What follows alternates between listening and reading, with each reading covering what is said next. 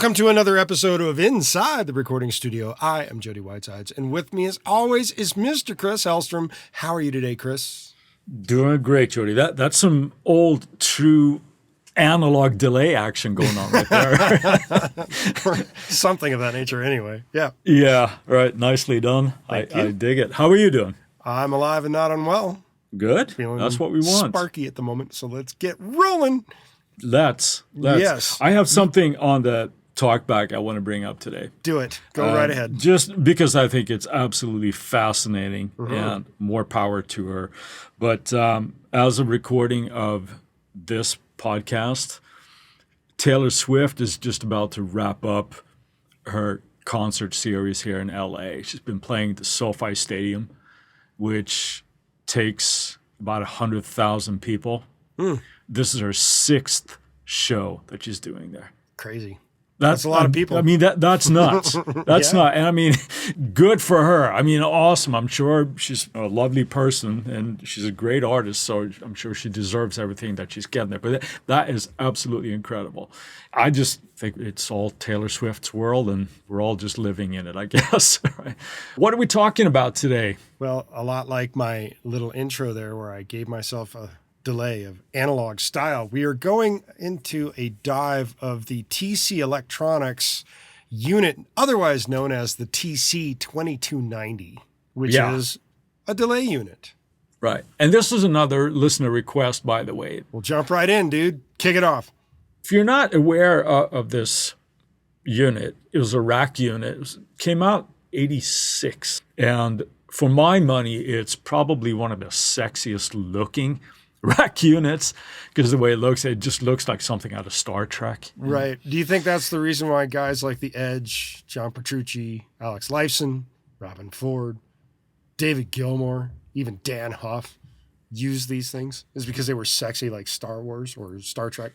They were absolutely using it for the sound. It was a great sounding unit, but it had what we used to call like a high LPD ratio, which is lights per dollar. Right? So this was a pricey unit. It was. I think it was like between 5 and 6K when it came out. 2-space rack unit. Interesting here is that it's technically not a stereo unit as an input. It's like a mono input. It does do stereo out, obviously. Right. A MIDI control, bunch of presets, bunch of user assignable stuff. So, well, one other thing I want to kind of mention is because it's called a digital delay.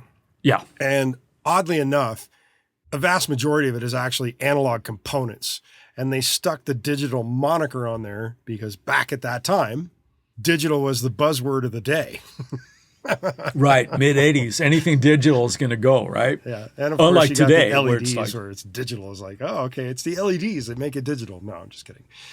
Yeah. All joking aside, I think the digital aspect of it came into obviously some controlling issues, primarily from the presets. Preset, yeah. Right, recall and all that. It was a MIDI-capable unit, so you could control other pieces of gear if you had it in, alongside a MIDI controller as a guitar player, like we mentioned. It had up to 99 presets where the user could create presets from 0 to 79, and then the factory presets were numbered from 80 to 99. Yeah. So it was a very capable unit. Another thing that I think was really cool with this, it actually had send and returns in the back of it. So that what you could do was if you had other units or pedals or whatever you had in your rig, you can actually use the MIDI functionality in this to incorporate the loops into your signal path. And I think that was really, really cool. It's sort of like, I hesitate to say like a poor man's Bradshaw because no poor man is going to own this unit. Or at least not that you were poor after you bought it maybe. That was a cool functionality. I don't think I've seen that on another piece of gear like this. Not for just a straight up digital delay, no. Right. That was a kind of a cool thing. You mentioned, it's obviously in the name, like digital delay. I think it's a little bit more than that. I think most people think of it as a delay unit, though. Well, that's essentially what it was. And obviously getting other effects like chorus and flanging out of it is highly dependent on the delay time that you set. Right. And that's all those effects are, is just the way that the sound is going to assimilate through short delay times. And that's something we talked about when we talked about modulation settings. If you're dealing with that, and if you really want to dive into it deeper, like you said, Jody, the short delay time and no feedback creates those effects. So it was very, very capable of doing that as well. And it sounded great doing it. And as you mentioned, it was visually striking. I think so. Yeah, absolutely. What's really curious about this is even though it was mono input, it was divided into quote unquote modules within the unit itself. And what are some of those units, or those modules, I should say? Well, we got them on the front panel, where it looks pretty overwhelming as you're looking at it, because there's keyboard pads and there's LEDs for all sorts of parameters and things. The way it was laid out on the front panel was sort of clean, I think. So it's not like you had to necessarily dive through endless menus or anything. We have feedback, which is just what you think about with a delay unit. The number of echoes you're going to get after it goes through the sound. Exactly. Feedback. Part of that feedback also, it had a filter functionality. So you could take actually off low and high end of the repeats. You mean a high pass filter and a low pass filter? Yes, God, exactly. Where have we heard that one before? Yeah, let's pat ourselves on the back. No, I'm not going to break my arm doing that. No, but it's something that both you and I do, right? And dealing with DAWs and stuff today, it's something that we kind of take for granted that we can do. Yes.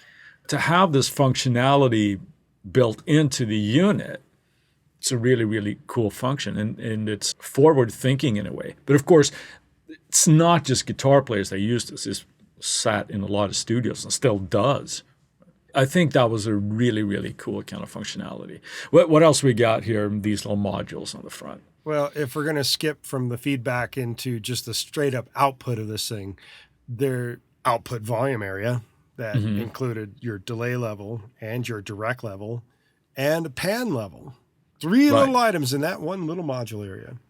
All important factors to how your sound is going to come out sounding when you're playing through this rig.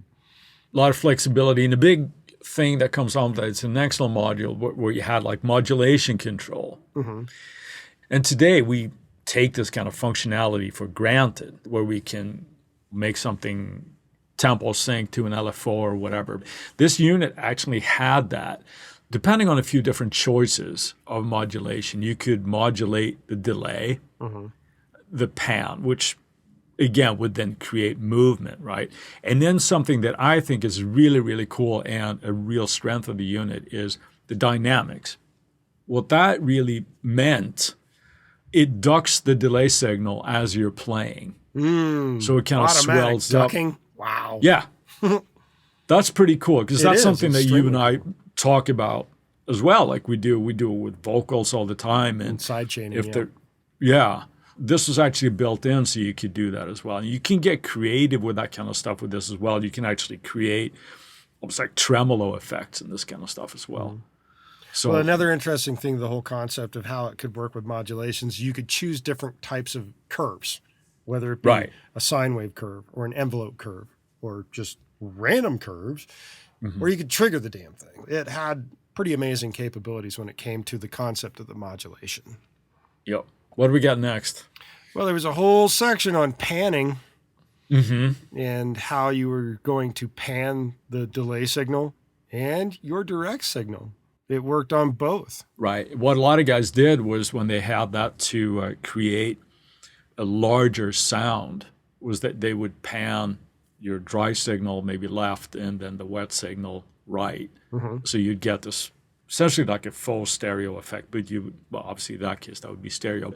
One thing that this unit did as well, if you ran it a certain way, if you had a mono signal, you could run it and add spread to both sides, and it did it in a way where it kind of messed with a phase to kind of make it pop out. All these little trickeries that you could do to make it do what you want to do and create bigger, lusher sounds, as it were, right? And who doesn't like that?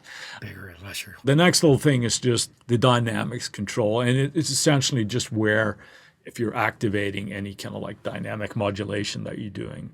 Next up, we got our delay time. The basic unit had a maximum delay time of just over a second, 1,023 milliseconds. Now you could expand that by like adding different chips in it and processors and stuff. If you really maxed it out, you could do it up to like 32 seconds. Who doesn't need 32 seconds of delay? Exactly my thought, you know. It also worked as a rudimentary sampler. Well, yeah, when you're sampling 32 seconds before you repeat it. Right. But That's yeah, essentially like having a sampler. I'm kidding, but yes. Right. There again, the memory obviously comes in handy for that. So you could do different triggering effects and a lot of functionality built into this thing that it kind of made famous for. Just like another unit we talked about, which The H3000. This thing had a keyboard pad for input. So you could type in your numbers.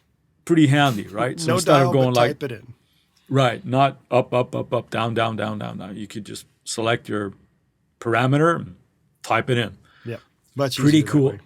Right.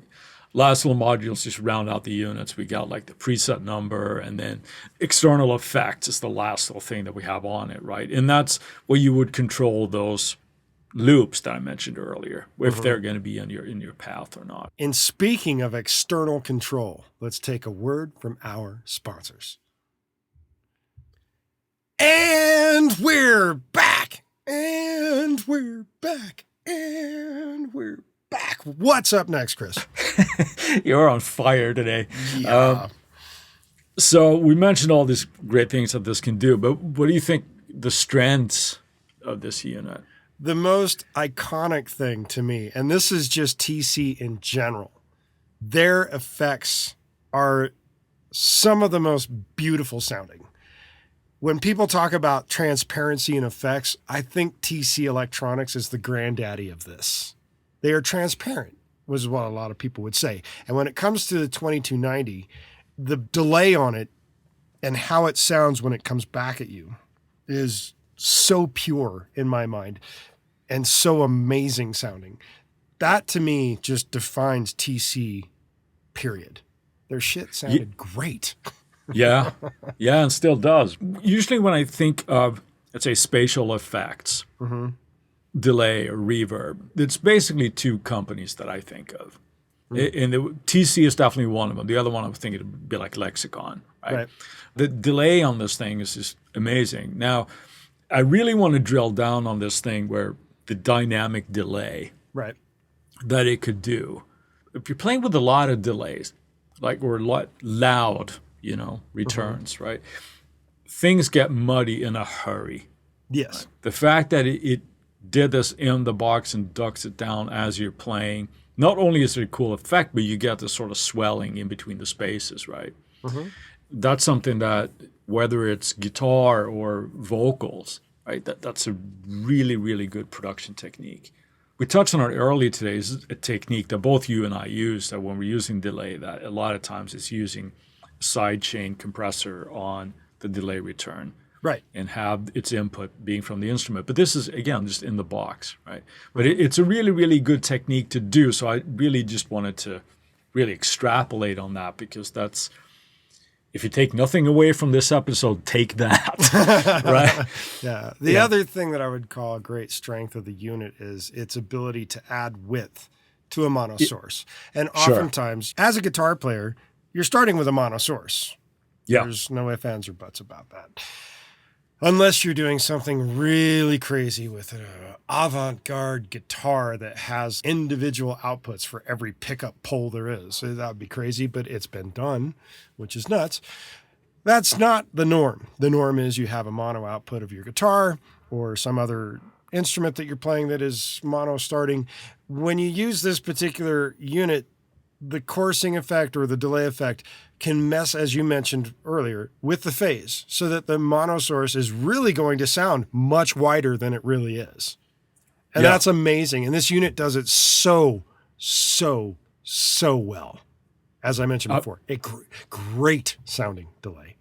One of those things, if you haven't heard it, the YouTube algorithm is not going to be super hi-fi like being in the room with us, but there are a lot of players that have these that are demonstrating the sound on it. So if you haven't heard it, go look for one of those and listen to it, because it does sound really, really cool. Well, one thing to note, the hardware version is hard to get now because they stopped making them quite a while ago. So if you find one, if you can get it for if you can get it for a reasonable price, you might as well get it. But I'd be hard pressed to think you're not going to find it. Yeah, it's true. I have to say, though, on a complete side note here, the first time I saw one of these being used, like in the wild, like it was a guy here playing a show at an old club here in LA, used to call Exposure 54. And it was like a rock club that had live bands, obviously. Here was a guy, and it wasn't like, oh, here's Dan Huff or Steve Lukather or something. This was just a guy in a band. He had his refrigerator rack, as you did in those days, and he actually had 2 of these in his rack. Wow. So he's going beyond story. He's going for quad. That's right. That's right. And that's what a trust fund baby looks like. Maybe. So now one thing that I want to touch on, though, for this, like all the strengths and all the things that it does so well that we've been singing its praises here, the one thing that it didn't do was something called spillover. Right.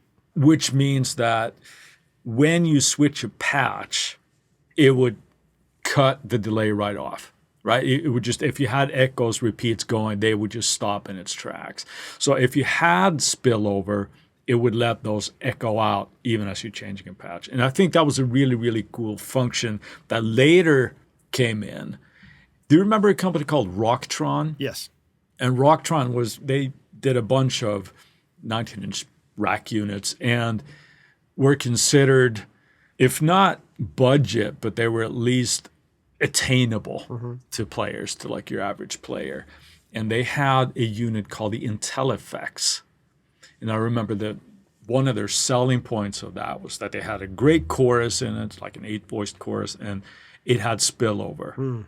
Well, to get it previously before that, of the older systems and of that nature, you were going to guys like Bradshaw to build you a rig.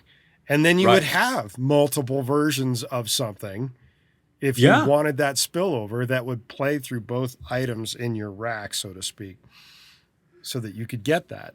Yeah. While one would turn off and the other one would turn on. So there were ways of going about it. Boxes were coming out. Now, I'm thinking now this is probably mid to late 90s, probably mid 90s when I remember seeing the Rocktron gear kind of taking off. Was it the same audio quality? No, probably not. But if you're playing live, who cares? Unless you're David Gilmour, then you care and you have the budget for it. So hardware units today, what would you think would be some alternatives? Because, I mean, reality is kind of caught up, right? There's a lot of other stuff out there. You're going to find this on the used market if you find it at all. To go beyond that, though, TC does have other delay units now that take this beyond where the TC2290 started and have spillover as well, or the option to allow spillover or turn things off in an immediate change of patch. There's also the TC Electronic flashback pedal, which had the 2290 functionality as well as a dynamic delay built into it. Yeah. Then I have that on my guitar pedal board. I don't do a lot of live playing anymore, but I have that one and it's there and it's a freaking TC delay, you know. It sounds pretty good. Nice. And then there's the modern company as well that does really amazing pedals that people say sound absolutely astounding, and I don't disagree with them. Strymon, they make some nice delays as well. There's also another company that does almost an emulation of the 2290. And it's a company called Free the Tone, and they have a pedal called Flight Time, which sounds and looks very, very close to the 2290. Nice. So there are options out there if you want to go the hardware route as well. And never mind like all the hardware units from TC or other players that are sort of catching up to that. Now, in terms of going forward in the world, TC Electronics did actually do a plug-in version of the 2290, and that software was known as the TC2290 DT. They did something really cool with it, where they had a hardware functionality thing that you could tie into your computer to make use of the thing without a mouse. Yeah, it's the controller unit. They had a right? controller unit that worked with it in conjunction, sort of like where if you were to go get the UF1 or the UC8 from SSL for operating just mixing board type stuff. This unfortunate reality right now with the transition to Apple Silicon with Apple computers, the TC2290 DT is not currently native to the M chip series. My understanding is they are working on updating it to become native to the M chip series, due to the fact that TC Electronics is no longer a individual company on its own 2 feet. The parent company may take a long time before they get this together. Who knows? And I don't even want to repeat the name of that company because they are a terrible company, morally speaking.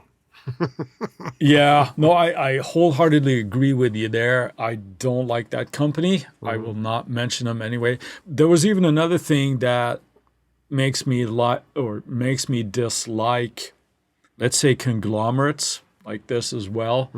I wanted to try out the desktop version, the software version of this. And you can request a license as you can with every other company online. It gives you a temporary thing to your iLock, and Bob's your uncle. You're good to go. Except that it never reaches your deposit. It never deposits the license. In order to contact support to give them a heads up, say, hey, I never got this license, you have to register with this conglomerate. And I just give a huge middle finger to that. So sorry, TC, I would love to try out your stuff. But yeah, not going through that. So there are other options. Speaking of other options, what would be the Echo Boy from Sound Toys and the D16 repeater from Slate Digital are 2 other options that work really well. If you're on the UA side, there's something that's available that's not nearly as programmable, but they have the Korg delay system that is really nice. It's a lot less programmable, but it still sounds really nice. Yeah, obviously, since we're living in a digital world now, there's so many options out there that emulate old hardware, whether it's delays or reverbs or other types of processing. What we can do now with delays in the box, you obviously have all of these functionalities built in. So even if you are just using your stock delay plugin that you might have in your DAW, you can, with a little bit of imagination and know-how, again, like filter your returns or add a sidechain to the delay return. You can get a lot of similar things to this. You don't need to have this unit, but it is a really, really good sounding, the original unit. I wish I could try the desktop one, but right now, as my bitch fest ends, I can't do that. All right, let's move on to other bitch festing with Friday finds. Chris, what have you got today? Well, having done all that bitch festing, I'm actually going to have a 2 entry into my Friday find here. The first one that I wanted to do was I wanted to fly the flag for Isotopes RX. Okay. And I'm talking about the standalone application now that I've been doing some work with this week.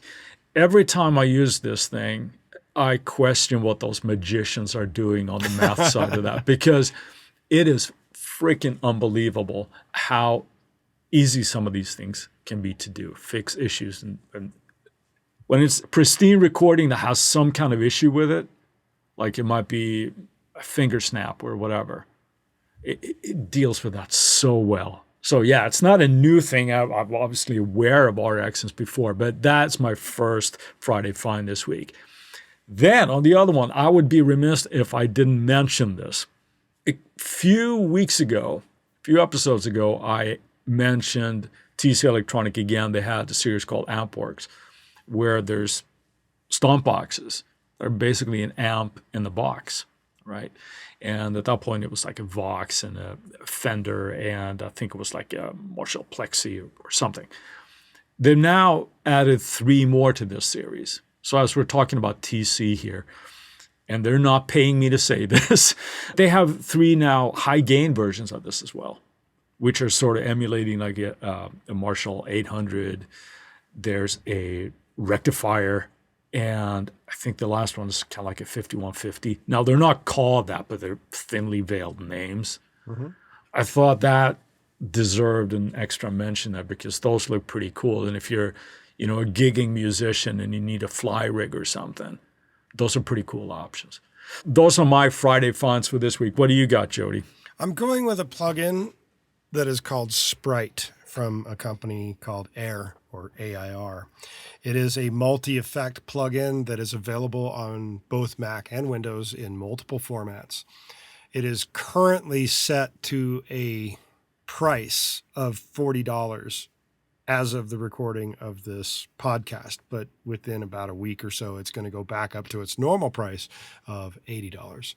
What makes Sprite interesting is that it is like having 8 multi-effects processors in one plugin. And when I say that, I'm talking about the type of things that we're talking about today, like the 2290. It is based around old school 80s style hardware boxes.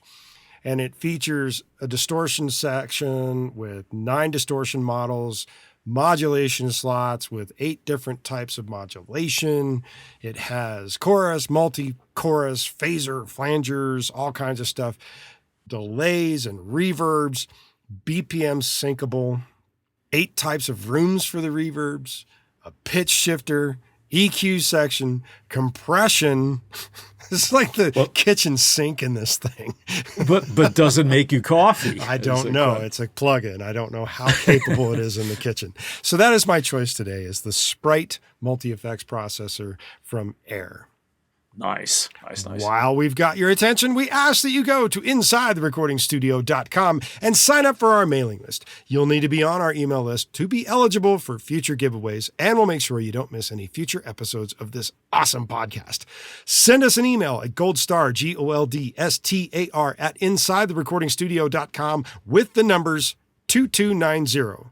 And you'll get something cool back in your inbox. If you have a topic or a suggestion for Chris and I to explain in a future episode, contact us at the contact page. We'll put it into consideration for a future episode. With that, I'll say see you next week. Thanks for listening, everybody. Have a good one, Jody.